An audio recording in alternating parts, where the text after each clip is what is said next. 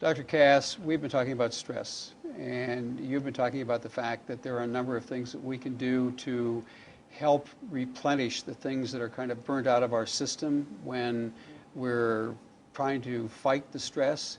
Can you give me an idea of some of the things you're talking about? Well, the organs that take the worst beating in stress are the adrenal glands.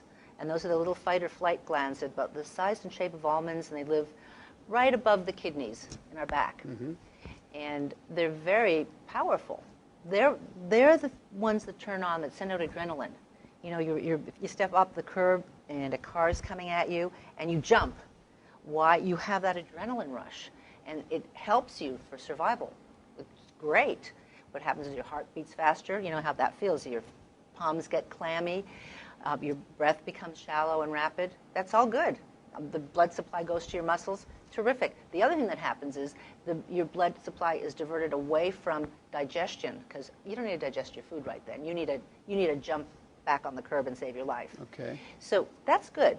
But the stress response happens to us day after day after day, all day long. We're sitting in front of a computer, we have phones ringing, or our kid is sick, or things are going on in our life.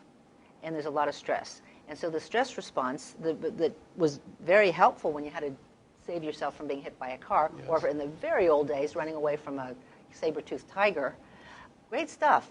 But what it's doing to us now is it's actually producing a lot of wear and tear on our body. It even affects the immune system, and ultimately makes you susceptible to colds and flus and even cancer.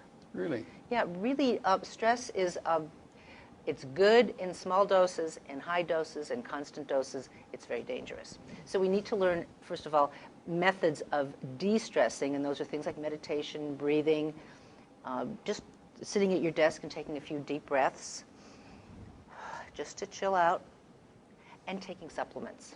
So you want to support the adrenals with something called adaptogens. Adaptogens. Adaptogens. Okay. Name a few adaptogens. It makes sense. They help you adapt. They help us in adaptation. Some of the adaptogens, ginseng, you've heard of ginseng. Yes. So there's Siberian ginseng, American ginseng, Korean ginseng. All the ginsengs are very good adaptogens. There's another one called ashwagandha, which is kind of a nice sounding word, isn't it? Ashwagandha. Sure. That's Ayurvedic from India. There's rhodiola from Siberia, which is a nice adaptogen that also has a bit of antidepressant effect. It also raises serotonin, which we'll talk about later on. Do you talk about any of these in your books? I always talk about adaptogens particularly because Western medicine ignores them. And every culture that has traditional medicine has a set of adaptogens. So I always, in Natural Highs, in 8 Weeks to Vibrant Health, in Supplement Your Prescription, I'm always talking about adaptogens because we need to know about them, we need to use them. Plus, take some extra B vitamins, you know, the stress Bs, because we use up B vitamins in stress. And extra magnesium, take a really good high-potency multivitamin along with your adaptogens, and that will really help that'll help quite a bit in stress-proofing you. And to wrap this up, why don't you give us your website so we can go to your website and learn how to get a hold of the books? Terrific. My website is drcass.com, drcass.com. Thank you, Dr. Cass. You're welcome.